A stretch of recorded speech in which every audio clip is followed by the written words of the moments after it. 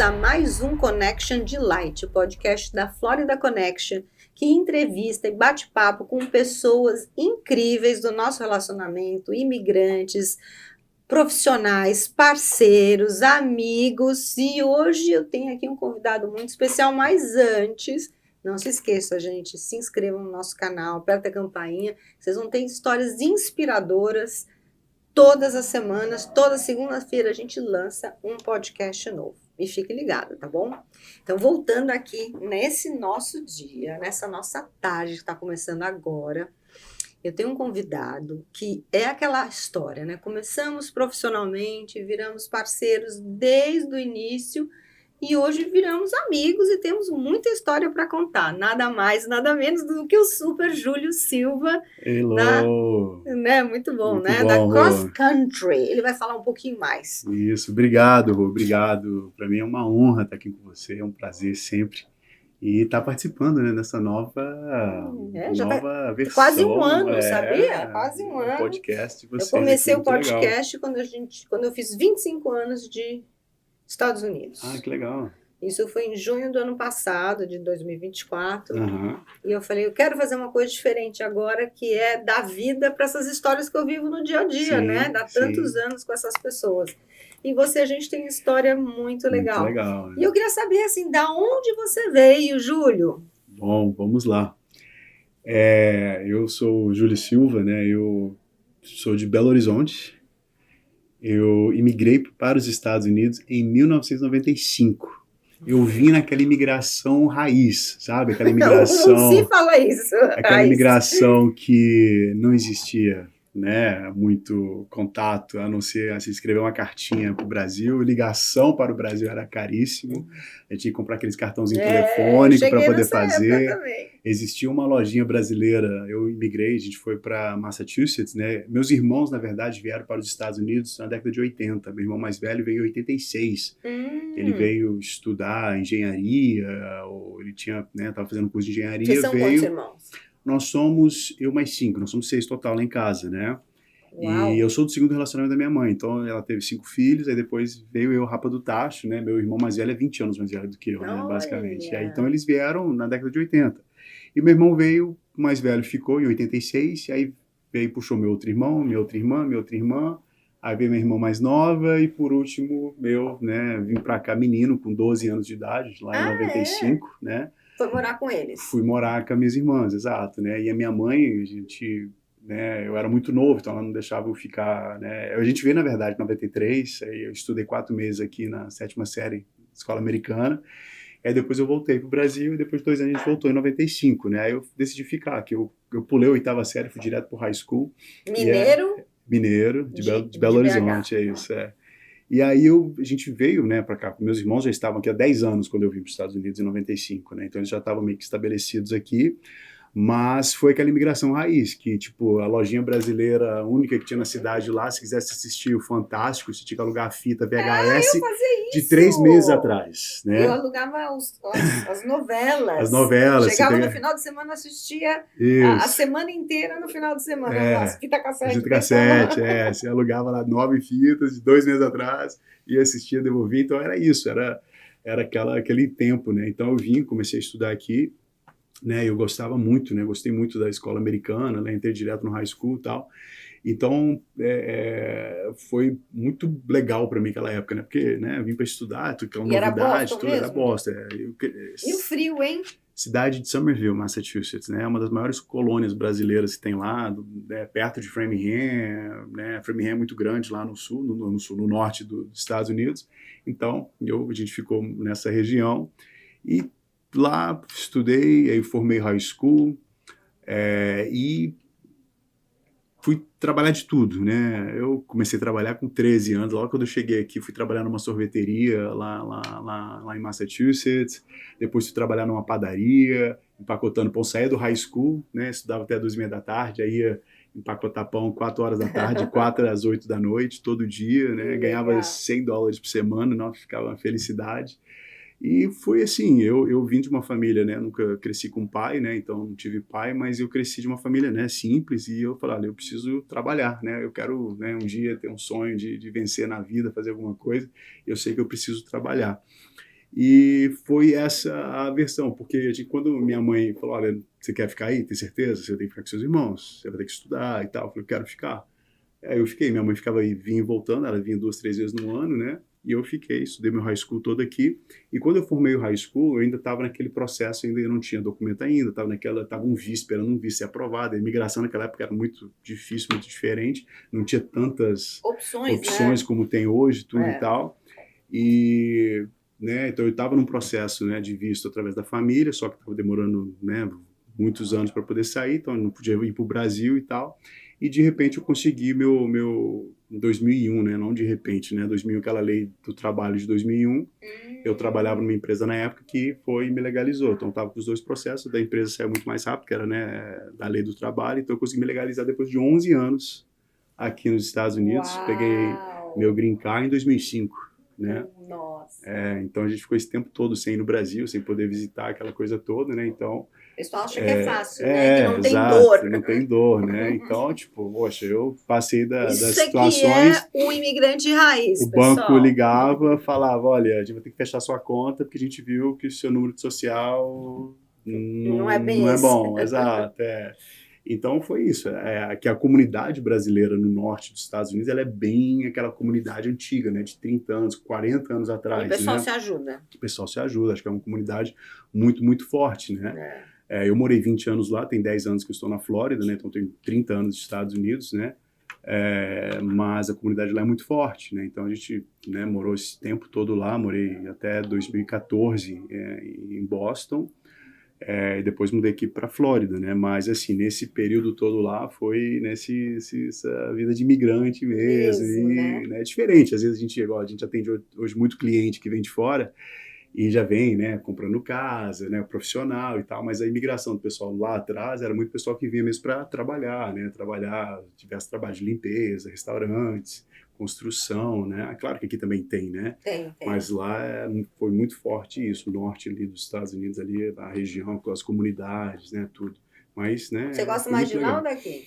Cara, eu amo a Flórida, amo aqui, claro, né, a gente mora no paraíso, eu falo, né, a gente mora onde o pessoal quer passar férias, né. É verdade. Mas Boston é muito legal, né? É uma cidade muito legal. Eu gosto de lá. A Acho que gente tem mais ainda cultura lá, tem, né? Assim, exato, tem pouco muita mais, história, muita né? história, Exato, história E como é americana, que você tudo. entrou nessa área? Conta. Júlio é especialista em financiamento imobiliário. Isso. Que aqui no Brasil não existe essa profissão de uma forma tão, assim, profissionalizada Não, mesmo, acho que não, porque né? lá o pessoal vai direto aos bancos, né? Então, vai É, pedir um financiamento, eles vão direto à Caixa Econômica. Seria um correspondente bancário, talvez, né? pode ser. Mas não sei também, que eu não sei o que correspondente bancário no Brasil faz. Eu trabalho com financiamento imobiliário há 22 anos, né? Desde 22. 23 quase, né? Comecei em 2002, né? Foi meu primeiro trabalho. Na época, Antes até de receber o green card. bem dali, esperando No o processo, Edge. exato, mas quando eu comecei a trabalhar, foi o líder de jovens da igreja que eu participava, ele tinha acabado de comprar uma casa. E ele todo feliz, que comprou a casa dele e tal, e falou, cara, o escritório de financiamento imobiliário lá onde eu comprei, eles estão contratando. Por que você não vai lá? Acho que é muito teu perfil, porque eu tava meio aquele jovem assim, meio perdido, Você não 20, sabe 21 anos de jeito. idade, eu não tinha ido para a faculdade, porque eu estava esperando meu documento, e eu, eu trabalhei em seguradora, companhia de limpeza, trabalhei em contabilidade, então eu tinha noção boa para negócio, pessoas, eu gostava, trabalhei vendendo celular, vendia pager, beeper. Lembra do Beeper? Claro. Então eu A Tati trabalhei. trabalhou numa loja de celular aqui do lado do restaurante, Então, no eu Florida trabalhava numa Mall. loja de celular lá em Massachusetts, lá em E Boston. vocês têm a mesma idade praticamente, os mesmos Exato. trabalhos, as mesmas Isso. histórias. Então ele falou, cara, eu acho que é um negócio legal. E eu tipo assim, eu sempre tive aquele desejo de falar, olha, eu preciso achar um veículo, né? Eu não vou para a escola para ser um médico, para ser um advogado, então eu preciso de achar um veículo para uma profissão, né? O que eu vou fazer, né? O que eu vou poder servir as pessoas, o que eu vou poder vender para as pessoas, né? Eu preciso de achar alguma coisa, me achar. Vai ser seguro, vai ser real estate, vai ser isso, né? Então apareceu essa oportunidade do nada. A gente numa conversa informal, num sábado de tarde, assim, ele falou, cara, vai lá, conversa com os caras e tal. E eu fui lá e a pessoa me contratou na hora. Era uma chinesa, Você estava no high school ainda ou já tinha Não, acabado? já tinha formado high school. Eu formei high school em 99, isso foi 2002, né? Formei high school com 17 anos de idade. E aí, 2002, mais ou menos assim, aí ela me entrevistou, essa Rose Home, uma chinesa, ela era a gerente, né, do escritório de financiamento, e ela me conta, falou, a gente precisa de muita ajuda aqui, eu preciso de ajuda na área de processamento. Você quer encarar? Você quer? A gente precisa, né, de uma pessoa que vem trabalhar, né, todo dia, você vai ganhar $8 a hora, você vai trabalhar Ganhando aí bem, hein? 40 horas por Aqui era semana. 6,50 a hora nessa época. E aí, Norte paga mais. $320 por semana, era meu salário, você vai trabalhar como assistente de processamento. Eu falei, beleza, tô dentro. Não sabia, tinha ideia que eu estava fazendo. Ela chegou no meu primeiro dia, colocou uma pilha de processos, né, de clientes na minha mesa, falou, olha, eu quero que você abra cada financiamento, não tinha nada digitalizado naquela época, eram as pastas dessa grossura de extrato bancário, imposto de renda, aquela loucura toda que é, né, papelada de financiamento. E aí ela falou, olha, eu quero que aqui está a aprovação do banco, eu quero que você leia o que o banco está pedindo, coloca do lado direito, que o banco não quiser ver, não precisa mostrar para o banco. Para separar os documentos. Separa os documentos, coloca do lado esquerdo e vai file por file. E eles estavam uma bagunça, tudo atrasado, uma loucura, e elas assim, e era tudo chinês, eu era o único brasileiro que chegou lá, né, trabalhar, ela atendia muito comunidade chinesa. Já naquela época, muito chinês. Muito chinês, Boston, né, tem bastante. Eu sabia. Tem uma comunidade muito forte lá, e foi ali que eu comecei, né, e aí eu trabalhava para uma processadora, então eu era assistente da processadora. A processadora é a pessoa que pega o financiamento e depois que um contrato foi assinado e foi feito, né, todo o contrato ali, e ela apresenta, ela manda para o banco e ela trabalha junto com o banco para poder satisfazer todas as condições do banco, né? Então o banco, eu quero isso, isso, isso, isso. Ela vai lá, trabalha aqueles documentos e envia para o banco. Então eu fui um assistente dela, da Sofia, o nome dela, né? Engraçado que elas criam nome americanos para ela. O nome dela era Xin Shaolin, não sei. Aí ela era, não, Sofia. Você aprendeu um pouquinho de chinês? Nada. Elas não davam muita moral. Não? Era muito séria, né? Muito, sim, né? Muito... Trabalhava muito. Então, aí eu comecei ali. E ali, eu falei, beleza, né? Um carava desafio. E o escritório dela era em South Boston, né? Então, ele tinha um carrinho. Eu lembro que o carrinho, uma vez meu, morreu no meio da 95, lá da 93. Nossa, eu tive que ligar meu carro para me buscar. Mó caos, né? Mas aí, um dia, a Rose chegou e me fez uma pergunta, falou, Júlio, hoje vai ter reunião dos vendedores, dos loan officers, dos loan agents, né? Os agentes de financiamento. Por que você não fica e participa? Já que você fica aqui até 5, 6 horas, a reunião é às 7, 5, 6 horas em Boston, ali era no centro de Boston o escritório. Você tem que passar pelo rush hour e tal, aquela coisa, fica aqui. Aí eu falei, beleza, vou ficar, né? E aí, ela foi à noite que antes fazia o cheque, a comissão entregava os cheques. Aí tinha à noite, né, uma vez por mês, ela reunia e fazia os pagamentos das comissões. Era tipo um eventozinho, né, para motivar os vendedores e tal, aquela coisa toda. E aí, beleza, eu fiquei ali, falei, beleza, né, deixa eu ficar quietinho aqui, né, tinha 21, 22 anos de idade, né, menino. Aí, ela chamou um menino lá na frente, Benny Huang, não esqueço, o cara mudou minha vida.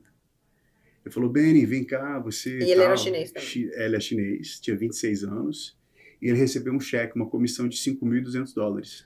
Aí eu, quê? Como assim? Nossa, você ficou... $5.200, esse dinheiro existe? Eu ganho 300 aqui por semana, aqui, como, meu Deus, 5.200, né? Não sei se era uma transação ou duas, não sei. E ele recebeu esse cheque. Aí eu saí daquela reunião e falei, Rose, será que eu posso também me tornar um agente, um vendedor, né? Um mortgage consultant? Aí ela falou assim, pode, só que você não vai sair do seu trabalho, você vai trabalhar full time aqui, como, né, na área de processamento.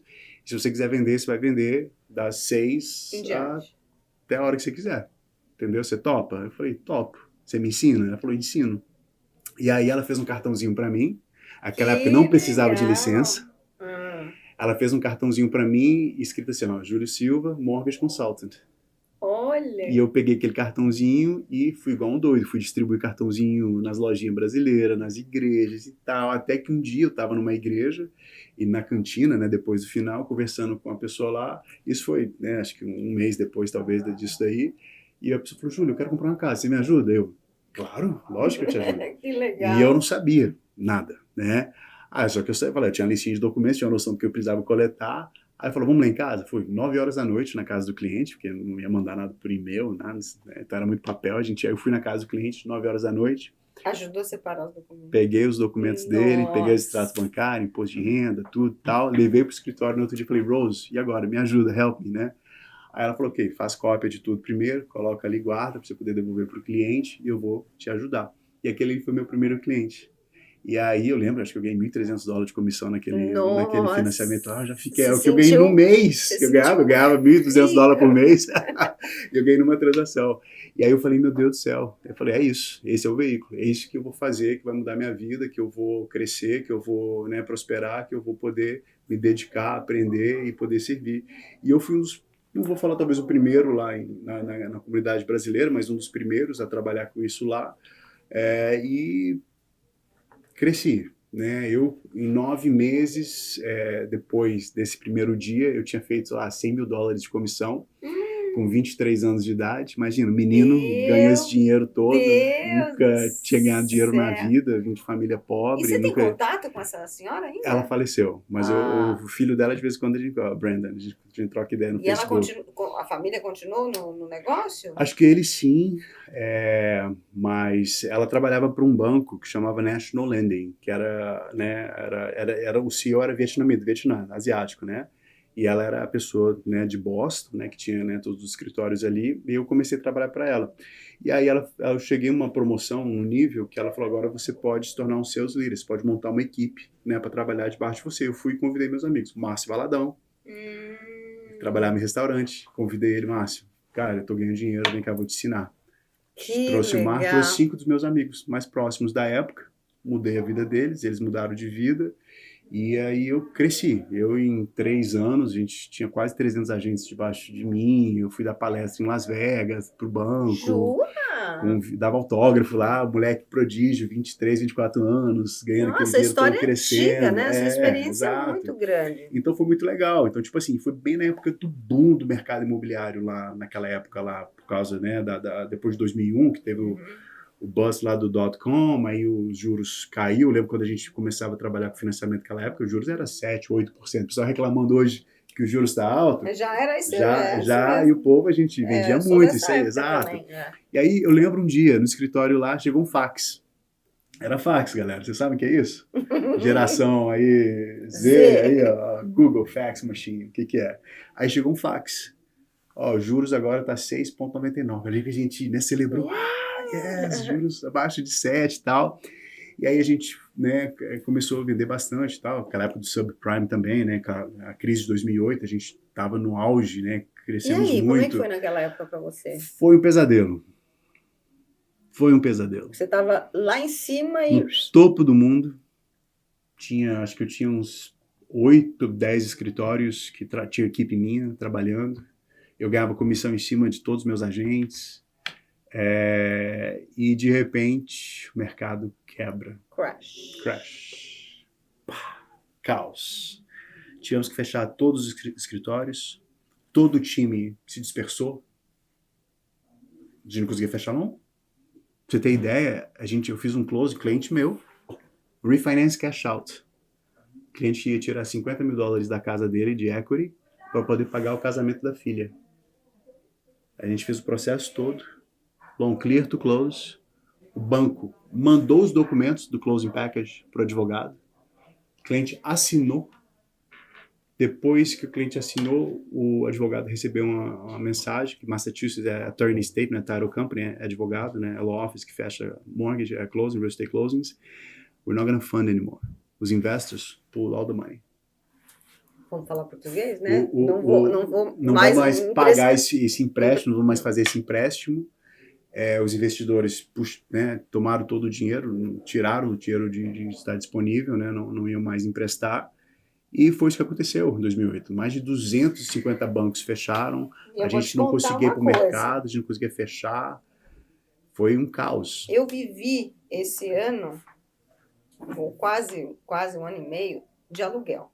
Eu não conseguia nenhum cliente. E aí, eu tive o primeiro cliente brasileiro. Estava aqui. 2008? 2009 já. 2009, 2008 eu não conseguia nada, vender nada para ninguém, porque não tinha crédito, simplesmente. 2009, o meu primeiro cliente brasileiro vem, os preços já tinham caído de monte, comprou um apartamento cash.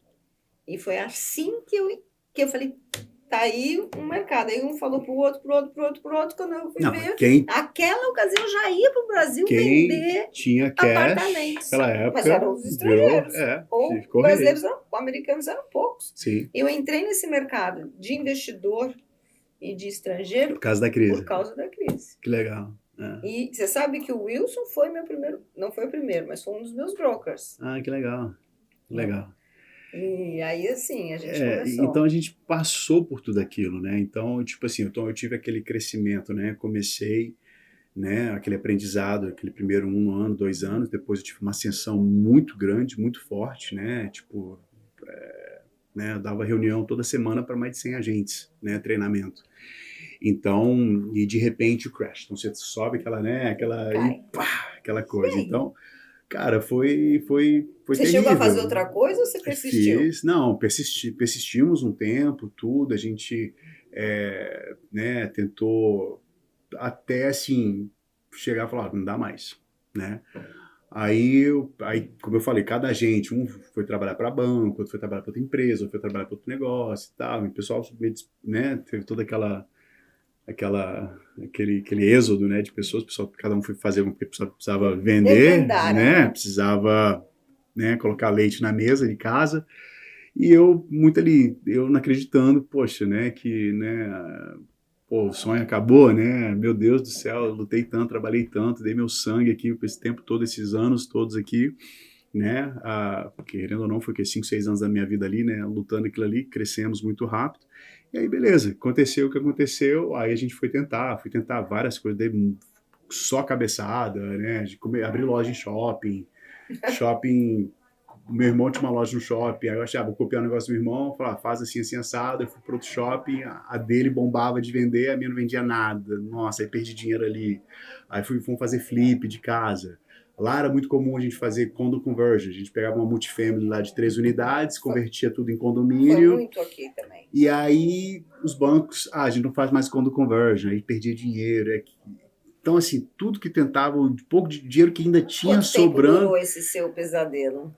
Foram 4 anos de trials and errors, de tentar e bater cabeça, né? Então. E como é que você voltou para o mortgage de novo? Então, aí a gente, nesse período, né, a gente ficou dívida de cartão de crédito e tal, aquela coisa. Eu falei, não vou fazer bankruptcy, porque eu sei que agora eu preciso ter licença para virar loan officer e tal. Né, para tirar a licença, falei, não, então eu preciso achar uma maneira de poder negociar minhas dívidas de cartão de crédito. Aí eu achei uma empresa que vendia um sistema para a pessoa poder vender, eu poder vender um serviço de negociação de dívida de cartão, de debt settlement. Aí eu comecei a vender aquilo, de porta em porta. Eu tinha, sei lá, $100 na minha conta, eu fiz um anúnciozinho no jornalzinho brasileiro lá, se você tem dívida de cartão de crédito acima de $10 mil, não consegue pagar, me liga, eu te ajudo a negociar. Uau. Tive meu primeiro cliente, me ligou, morava em Allston, Massachusetts. Fui na casa dele também, 8, 9 horas da noite, numa sexta-feira. Peguei os extratos cartões dele e tal, e comecei essa agência de negociação de dívidas. E montei o negócio também estourou, ficou muito próspero, até que passou lei no estado de Massachusetts que você não podia cobrar na frente se você não fosse um attorney, um advogado. Aí a advogada que trabalhava comigo lá na época, ela foi e falou, olha, você quer take over? Take over e tal, a gente teve um acordo, ela foi assumir o negócio, e aí foi nisso quando uns amigos meus que estavam no mercado, falou, Júlio, o mercado tá voltando, volta, e que negócio vai ser bom. E aí foi quando eu peguei minha licença de volta, tudo e tal, e aí eu voltei pro mercado. Isso foi, a gente começou a conversar 14, 15, e aí 16 oficialmente, não, 2015 eu oficialmente voltei pro mercado, e eu voltei como assistente de um cara que trabalhou comigo na época que eu estava gerente. Uau, né? Como o mundo dá volta. Né? Mas aí o pessoal pensa, mas você já chegou então de novo no topo, né? Porque você já trabalhou no mercado, você conhecia muita gente lá em Boston e tal, aquela coisa toda. Eu falei, cara, não. Mas daí você já tinha mudado para cá? Já tinha mudado para Flórida, né? Eu falei, cara, não. Aí eu comecei do zero, de novo. Fui batendo porta, ganhando meu primeiro W2 no mortgage, depois que eu voltei, foi $25 mil. Entendeu? É isso. Eu comecei trabalho de E formiguinha, você pedindo já uma estava na oportunidade. cross country, Não, não? eu trabalhava com broker, né, num broker Lá no sul da lá Flórida. no sul da Flórida até Por que você 2018. quis vir para a Flórida?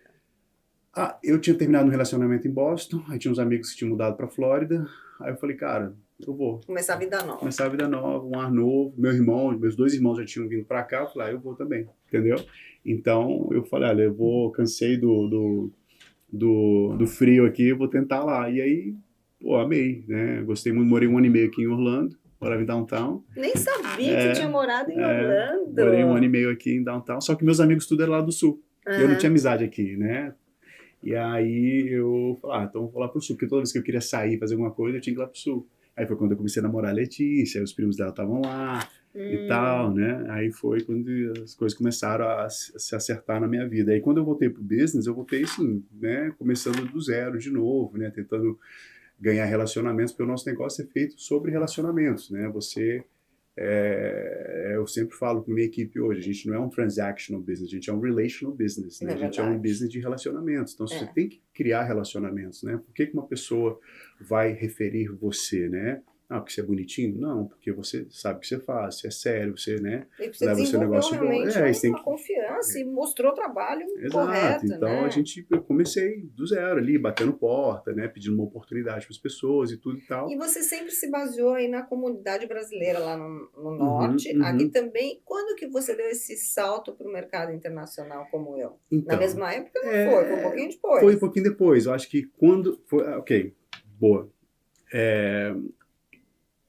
Eu tive um amigo, é isso aí. Eu tive um amigo que ele foi trabalhar para o Encore.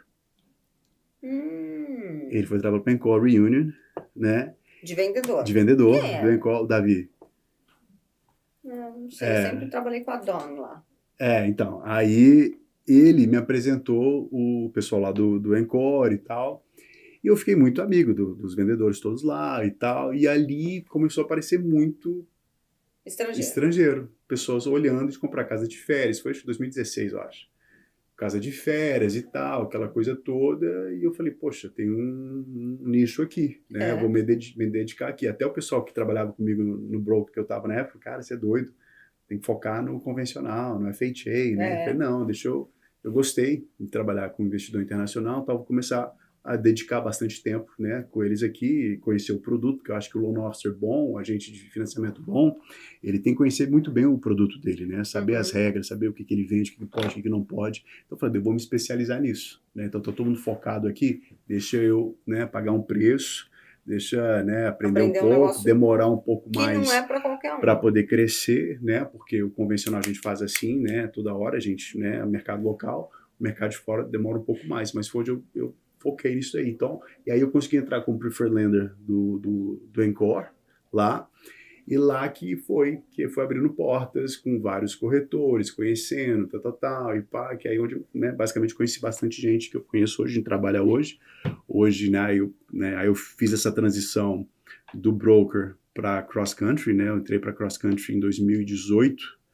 Eles me recrutaram, né? E é um banco de financiamento imobiliário que é licenciado nos 50 estados americanos, oferecem todos os tipos de financiamentos para residentes, para não residentes, né? Eu já fiz financiamento para brasileiro que mora no Alasca, você tem noção. Olha que legal!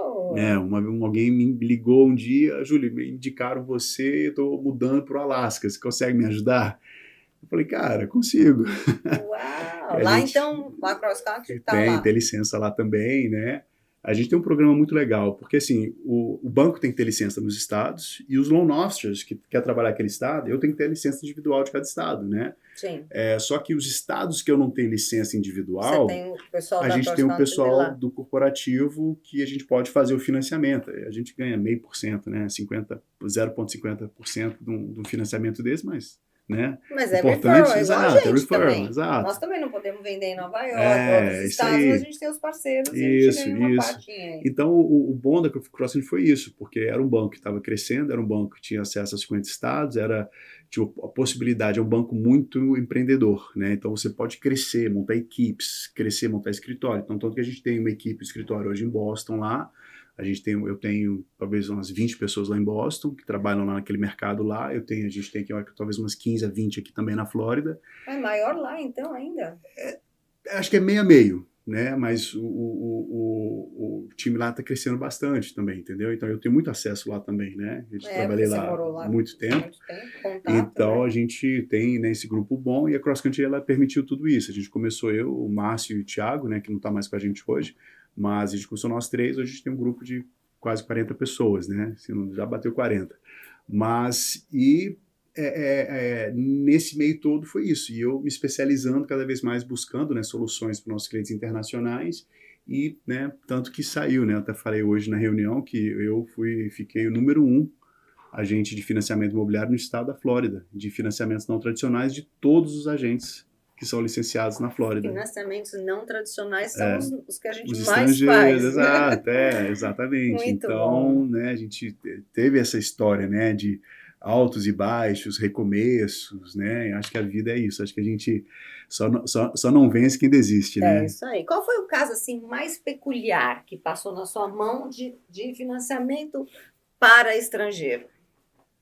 Ah, então, É legal porque as pessoas, né, sim, ilustrar um pouco. eu tive um cliente que ele comprou um apartamento de 3,8 milhões de dólares em Miami, Jade Ocean, É o jeito. lindo apartamento. E no meio do processo desse cliente, o banco que estava fazendo o financiamento viu que o nome do cliente aparecia em alguns processos de corrupção no Brasil, de alguma coisa assim, e porque o cara era uma construtora. Então ele dava muito contrato com o governo e tal, então aparecia, né, processo trabalhista, um monte de coisa assim. E esse cara tinha, sei lá, acho que $500 mil de depósito. E o banco, tipo, 45 do segundo tempo, né, falou, a gente acho que não vai mais aprovar esse financiamento. E o cara já ia perder o depósito dele, porque já tinha passado do período de proteção, de tudo, imagina. E eu falei, como é que eu durmo, né? E aí, eu, como tinha construído um relacionamento muito bom com o presidente, né, da área de real estate do banco, do Bradesco, né, que era o BAC, o BAC, ele falou, Júlio, eu falei, olha, isso e isso, né, a gente consegue documentar, tem todo um advogado, que tem todo um processo, não sei o quê. Então, tipo assim, eu trabalhei junto com o advogado do cliente para a gente poder ir processo por processo. Era, sei lá, acho que tinha umas 10 páginas de processo, de cada processo. A gente foi um por um, dando uma explicação de um por um, Poder aprovar. até convencer o banco que podia aprovar. Esse foi o que acho que talvez me deu mais aperto, porque também eu estava, né, poxa, isso Sem foi, medo, sei lá, né? 6, 7 anos atrás, né, então eu estava bem assim, no início. Hoje eu tenho muito mais acesso, muito mais conexão, muito mais poder de negociação com esses bancos, né? Para você ter ideia, o Banco do Brasil, ano passado, acho que eu fechei mais de 50 milhões só com eles. Então, eu tenho acesso direto ao Chief Credit Officer do banco. Então, se eu tenho algum problema, eu consigo chegar nas pessoas e consigo resolver, entendeu? Mas foi uma época que, tipo assim, eu estava, né, basicamente entrando nesse mundo de financiamento para estrangeiro e foi um problema gigantesco. Falei, meu Deus do céu, como que resolve isso? Né? O cara com esse dinheiro todo para poder perder. Nossa, nunca ia poder, né, dormir com uma situação dessa. Mas vira e mexe acontece coisas assim do tipo. Às vezes eu tive um cliente que ele era juiz, ele tinha relacionamento político. E banco americano, alguns não querem fazer se você é uma pessoa politicamente exposta, né? Eles chamam PEP, né? Politically Exposed Person. Né? Então, a gente tem que saber estruturar isso aí, mandar para um banco que não tem problema com isso. Eu já tive um problema com um cliente que ele falou, Júlio, eu vou comprar a casa. Eu falei, onde é que está o dia de entrar? O dia de entrar você dá conta da minha empresa. Eu falei, beleza, vamos fazer. Fizemos todo o processo, tal, não sei o quê. Aí no meio do processo, eu falei, olha, eu preciso dos documentos da empresa, né, para poder, né, documentar que você é o sócio da empresa, você pode usar esse dinheiro. Aí, caramba, eu esqueci de falar, a empresa não está no meu nome. Eu falei, uau, obrigado, né, detalhe, tá no nome da minha filha, detalhe. Né? Aí eu consegui colocar, também que a filha era de maior, consegui colocar a filha no financiamento para a gente poder fechar. Então, assim, ou seja, inúmeras... é um negócio que é um quebra-cabeça. Quebra-cabeça, né? Exato. E a gente tem que estar sempre prestando atenção. Muito detalhe. A atenção ao detalhe é super importante. Eu acho que nós temos que entender o processo, né, e como que a gente consegue atender a necessidade do cliente. Né? A gente quer comprar uma casa, a gente quer financiar um imóvel, e é isso que eu tenho para apresentar. Entendeu? Com o que eu tenho para apresentar, qual que é o melhor caminho, né? Então a gente fala hoje que tem um termo em inglês que chama credit availability, né? Disponibilidade de crédito.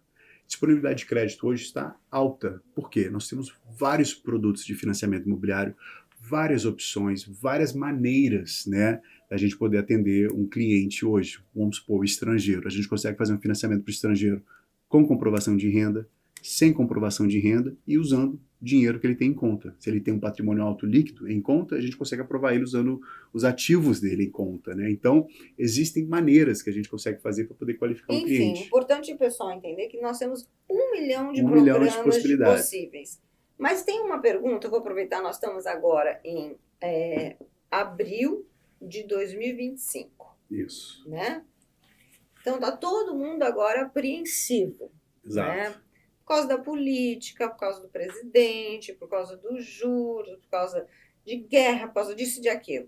Pergunta que não quer calar, Júlio. Agora é hora de comprar imóvel? Olha, eu vou ser da seguinte opinião. Sempre será uma boa hora para você poder entrar no mercado imobiliário. Eu já gravei um vídeo uma vez falando, não tem tempo ruim, acho que, de comprar um imóvel no mercado imobiliário. Se funciona para você, se você tem condições, se está dentro do seu orçamento, não importa juros, não importa preço, vai ter vantagens em comprar imóvel. Falando de agora, nós estamos num buyer's market, no mercado de comprador. Hoje é favorável para você que é comprador. Olhando para lá, explica aí. Hoje é favorável para você que é comprador. Esse é o buyer's market. O que significa? O comprador, ele está com o poder, basicamente com as cartas na mão. Ele consegue, ele vai ter um maior poder de negociação hoje do que ele tinha em 2022, 2023, que estava aquela loucura do mercado imobiliário. O buyer's market, ele faz isso. Ele vira a mesa para o comprador, para você poder fazer uma oferta melhor, para você poder pedir algumas concessões também, tá? Saiu um estudo aí, uma pesquisa esses dias agora, falando que acho que 45% a 55% de todas as ofertas que foram aceitas, né, no mercado agora, neste momento, tiveram algum tipo de concessão, né? Então, os vendedores estão dispostos a negociar um melhor negócio para você que é comprador, porque nós estamos hoje no mercado de juros a 7%, 6,8%, 6,9%, que eventualmente, pode ser daqui 1 ano, daqui 2 anos, pode ter uma tendência, né, de queda, né, para cair aí abaixo de 6%, e você vai poder ter entrado numa propriedade que foi um negócio bom para você, que você teve maior poder de negociação, maior poder de a escolha também, né? Então, toda vez que o mercado ele tem uma queda da taxa de juros, o que a gente vê? A gente vê mais pessoas se qualificam para poder entrar no mercado, certo?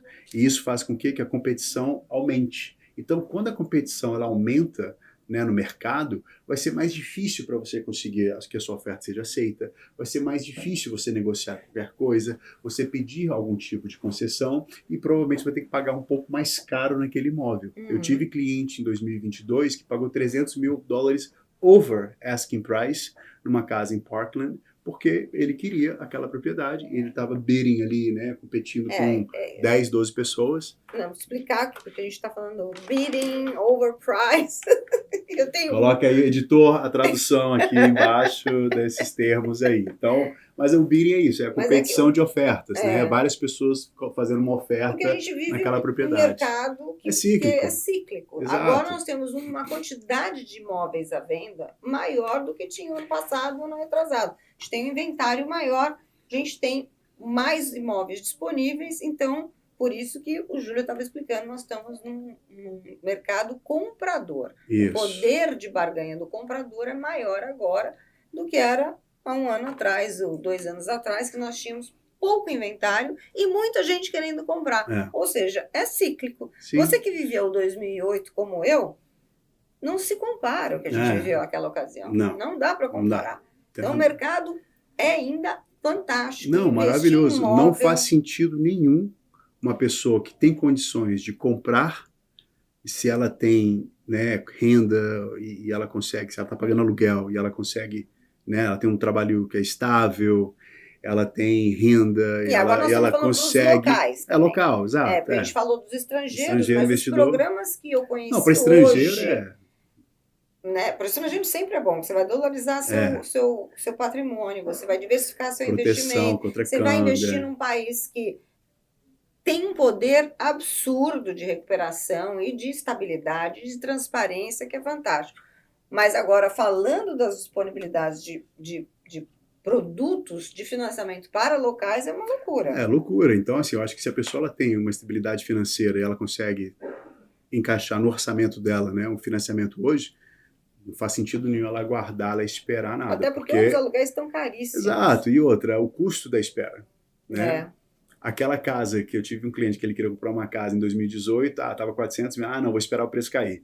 2019, 425 agora.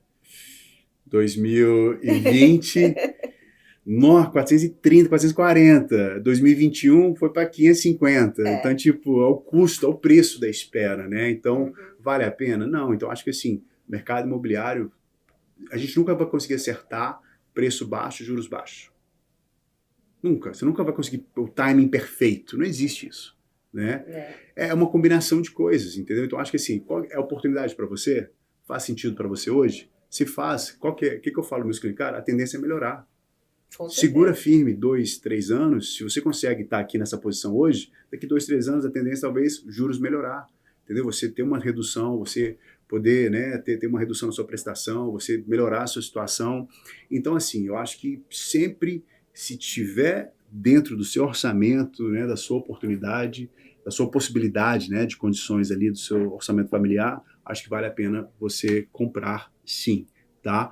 Agora, para estrangeiro, né, para as vantagens, né, a gente fala de pessoas, a gente fala com pessoas na América Latina, né, Brasil, outros países ali que eu também atendo, né, que economias instáveis, inflação altíssima, juros de 15% ao ano, 20% ao ano, né, Argentina, situações loucura, doido. Então, assim, para o estrangeiro não faz sentido ele não dolarizar, né, ele não dolarizar. Né? Então, ele ter 20% do patrimônio dele em dólar, em real estate, aqui nos Estados Unidos, é maravilhoso. Então, né, eu acho que mesmo com juros a 7%, que seja, é maravilhoso para o estrangeiro. Não tem como, né, ser um negócio ruim para ele. É claro, né? Quanto que você está recomendando agora para fechar a conta de entrada? Quanto de entrada que é o ideal para o estrangeiro poder pagar com um aluguel, seja de casa de férias, seja de casa de longo prazo, a sua prestação e não ter o custo de manter um imóvel no exterior? Essa que é a ideia. Eu acho que assim, 30%, 40% hoje, dependendo do imóvel, né?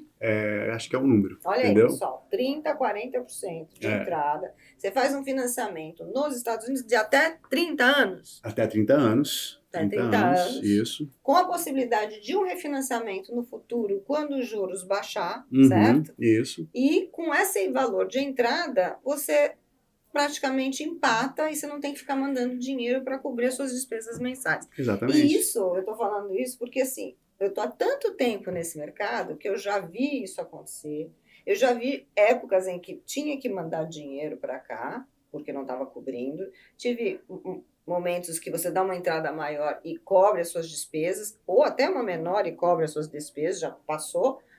Já tive situação ao contrário, que sobrava um monte de dinheiro todos os meses, né? E tinha um fluxo de caixa altamente positivo. Mas a gente tem que lembrar que a gente ganha no dólar, a valorização do dólar. Quem é brasileiro está investindo aqui. Quem comprou comigo quando o dólar era 2 e pouquinho, né? Hoje é 6. Então ganhou no câmbio. Ganhou no fluxo de caixa, ganhou na valorização do imóvel, então não tem erro. Não tem erro. A gente está tantos anos fazendo isso, se você olhar sempre o ciclo, a curva é positiva. O mercado imobiliário de volta 30 anos, volta de 40 anos, acho que teve 6 anos ou 8 anos dentro dos 40 que não teve uma valorização do mercado imobiliário. Repete para lá.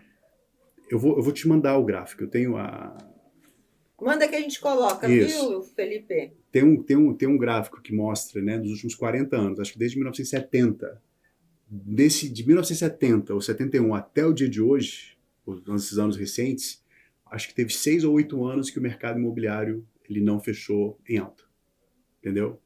Que teve valorização, apreciação de mercado. Com o presidente A, B, C, D, com juros A, B, C, D, não importa. Não importa. É um investimento. Eu tive uma funcionária que ela trabalhou com a gente lá no escritório. Ela falou que ela comprou a primeira casa dela em 1981. E os juros dela era 18%. no FHA Loan, no financiamento para Nossa. residentes, né? Meu irmão, ele me conta que a primeira casa que ele comprou, lá em Massachusetts, em 94 isso, ele pagava 14% de juros no financiamento governamental. Então, assim, eu acho que a gente ficou um pouco, né, viciado, né, nos juros, acostumado errado, nos com juros, coisas muito né, do facilitadas. Covid ali, mas acho que aquilo é muito difícil a gente ver juros tão baixos quanto. Eu acho que o mercado ele fica muito bom, saudável para todo mundo, na casa dos 5,5, 5,8, 5,9, de 5 a 6 ali, eu acho que é bom para todo mundo, bom para a economia, bom para o mercado. Coloca várias pessoas no mercado para poder comprar, para poder, né, sair do aluguel, fazer investimentos. Eu acho que, assim, investir em imóveis é o maior catalisador de riqueza que a pessoa pode criar na vida dela.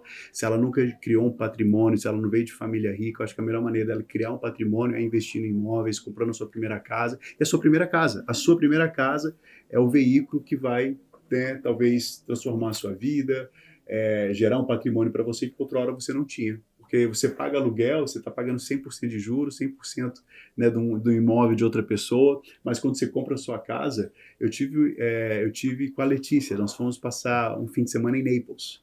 E lá eu estava conversando com um casal, a gente estava tomando café da manhã, aí um casal, eu vi que eles eram de Boston, estava um boné, né, do Boston Red Sox, e eu comecei a conversar, hey, how's it going, tal, não sei o quê. Aí ele falou, cara, a gente acabou de aposentar. Eu falei, que legal, parabéns. Eu falei, de onde você é? A gente é de Cambridge. Eu falei, pô, eu cresci em Somerville, que é do lado, né? Ela falou, pô, Somerville tá maravilhoso, tal, não sei o quê. Aí ele falou, olha, cara, aí eu falei, o que você faz? Eu trabalho, né, com mortgage, né, com financiamento imobiliário. Ele falou assim, eu falei, cara, o mercado imobiliário é fantástico, né? Eu acabei de vender minha casa, eu comprei ela início dos anos 80, eu paguei acho que $140 mil na casa, e eu acabei de vender ela por 2.400.000. É lógico, né, que tem esse tempo todo, mas ele falou, cara, é isso. Você constrói uma aposentadoria, você constrói, né, um patrimônio que, né, mudou a vida desse casal, né? Beleza, se a gente tivesse comprado, não sei, né, talvez o que eles teriam hoje, mas ele falou, poxa, a parte mais legal é isso. E a gente vê isso muito, muito, né? Então, a gente vê clientes estrangeiros que compraram, que nem você falou, eu tive um cliente que ele comprou o dólar a 3 e alguma coisa, pagou 1 milhão na casa, quando ele vendeu 4, 5 anos depois, ele vendeu a casa por quase 2 milhões, vendeu na alta, do Covid, que tudo foi muito lá em Boca Raton, vendeu a 2 milhões com o dólar 5. Então, tipo, que loucura, né? Então, é isso, o mercado imobiliário eu acho fantástico isso, a possibilidade que ele cria para as pessoas, é claro, tem negócio... Você brasileiro, melhor e eu não estou vendendo facilidade que não, é difícil, tem negócio que dá errado, tem negócio que perde dinheiro, mas se você fizer direitinho, trabalhar com profissionais corretos, né, a chance de você acertar é muito alta. É verdade. Júlio, a gente já sabe de onde você veio, como é que foi a sua história, onde você está. E a última pergunta para você, para onde você vai? Quais são os próximos desafios? O senhor já casou nesse meio tempo, já está com 2 filhos lindos. E aí? Então, eu vou para o céu, né? Se Deus quiser. Deus quer, a gente trabalha, ele quer. Amém. Então, eu vim ser pai, né, um pouco mais velho. Meus amigos todos, né, tiveram filho antes de mim e falam, cara, ter filho é bom demais. Aproveita que passa rápido, passa rápido, passa rápido. Tem aquilo na minha cabeça, assim, todo mundo falou, passa rápido, passa rápido. Então, não passa não. Eu quero cada vez mais, né, poder estar mais com meus filhos, poder participar mais, poder criar memórias, né, com a minha família. Eu acho que eu cresci um cara, tive pai, então eu quero ser aquele pai para meus filhos, né? E acho que, assim, como empresa, a gente tem crescido, tem se organizado cada vez mais, que tem permitido eu ter um pouco mais tempo com a minha família. Trabalha muito esse rapaz. E eu acho que é isso, eu acho que é continuar a gente servindo, eu acho que a gente cresce, a gente enriquece, a gente fica extremamente agradecido a tudo quando a gente serve pessoas, né? Eu acho que quanto mais a gente serve, quanto mais a gente está ali, eu te mostrei hoje, né? Eu tive uma experiência de fazer missão na África, então, assim, eu acho que, quem sabe, eu acho que eu quero, né, voltar a estar envolvido, poder participar mais, eu estou participando de algumas ONGs agora, então, tipo assim, eu tenho esse coração de give back também, então, eu acho que é isso, eu quero me organizar para poder, sabe, me doar um pouco. E você merece, sabia? Mais para as pessoas. Um parceirão, o cara tá ponta firme, sempre que a gente precisa, tá aqui, ó, em Orlando, veio de Boca Raton hoje, já Sempre deu aqui. uma aula para os nossos corretores, e foi fantástico, muito aprendizado hoje. Um almoço delicioso, Bom, né? Graças muito a Deus. obrigada. Obrigado, Rô. E Obrigado esse por tudo. bate-papo para enriquecer o seu conhecimento sobre as nossas histórias aqui nos Estados Unidos. Muito obrigada. É isso aí, Júlio? pessoal. Espero que vocês tenham gostado. Não se esqueça, se inscrevam no nosso canal, aperta a campainha, porque ó, igual essa história tem todo dia. Algum último recado? Pessoal, só não vence quem desiste. É isso aí. Vamos lá. Beijão. Beijo.